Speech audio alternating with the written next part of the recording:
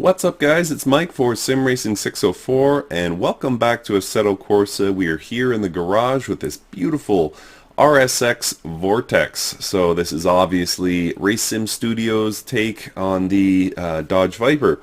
So these RSS cars, there were 3 in the pack, which is currently available. You're actually purchasing 6, but only 3 have been built so far. So this is a paid mod worth €13.50 right now. It's soon to jump to €15. And as I said, you get 6 cars eventually. There's only 3 available right now. What they've released are non-name brand, or I guess with fictional names, Dodge Viper, Ferrari 550, and Lister Storm.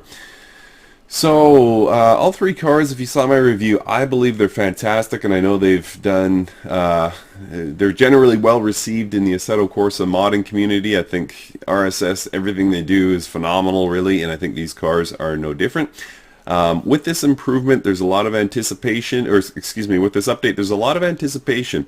A lot of people were looking for these cars to become a little bit more drivable because they are not, definitely not just like a Jetta G4 or something, or GT4, pardon me, or something like that, where you jump in, you slam the gas, slam the accelerator, you know, hard into corners, just hit the brakes at will and not have any worries about control. These are very, I would say, delicate cars. You need to be careful with your throttle control and even your brake control. So the big question, the looming question with this update was, did this improve? Are the cars more easy to drive? Do they drive in a more stable fashion? And effectively the answer is no, they did not. RSS with this update has changed very, very little in the way of physics. In fact, the only thing they changed in terms of physics is the brake bias. They have moved the brake bias by 4%, making the car a little bit more stable under braking. However, on acceleration, you're on your own.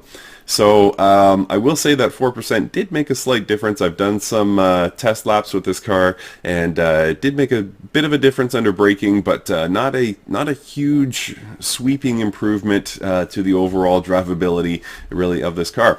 And I got to tell you, I am fine with that. I always thought the drivability was okay. I struggled with the Ferrari 550 in particular. I thought the Lister Storm was the most drivable of the 3 cars that are available so far, and the Dodge Viper kind of fell somewhere in between. So I never really had a problem with it. It takes a little bit of time to master. I'm okay with that. So if you're wondering what did improve with this version 2 release, you can read the full list of changes in the description to this video.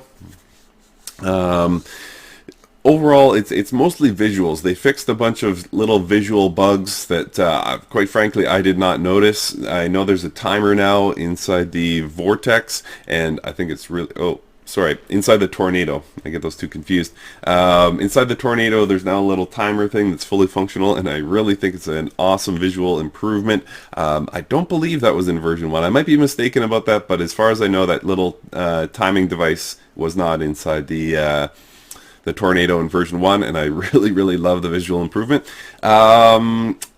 What else? There's a number of sound improvements. Tire squeals can now be heard inside the car. Tire squeals in external views are much more pronounced, things like that. So just overall making these things better in terms of visuals and sound. Very little in the way of physics.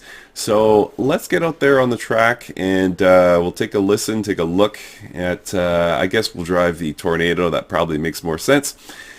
And yeah, we'll take a look and we will do a little drive and talk. Alright guys, so here we are at Laguna Seca, and just going to take this Tornado out for a couple laps and do a drive and talk. And yeah, I guess the first thing that should be recognized with this car and with all the cars in this pack is the sound. The sounds are absolutely phenomenal. As you can see by my skid marks on the track, I had a couple of unsuccessful laps on take 1 of this video, but what was I going to say? Yeah, so the sounds are absolutely phenomenal. I love the Vortex sounds. I think that V10 is just captured so well, and this Lister Storm V12 is no slouch as well. So you can see that really, really cool. I did confirm that in fact the stopwatch in the lower left of your screen there is new, so it has full function current lap time, previous lap time, and or maybe best lap time actually, and gap to previous lap. Speaking of laps, I'm kind of butchering this one, but that's okay. We're here to talk about the car, not my lousy driving. So,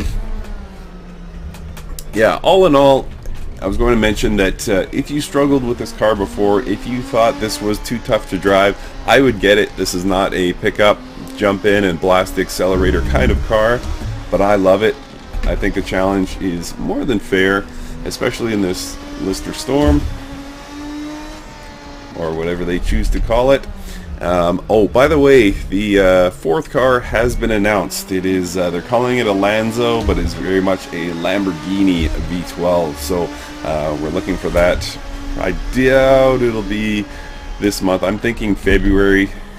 They haven't, to my knowledge, announced the date.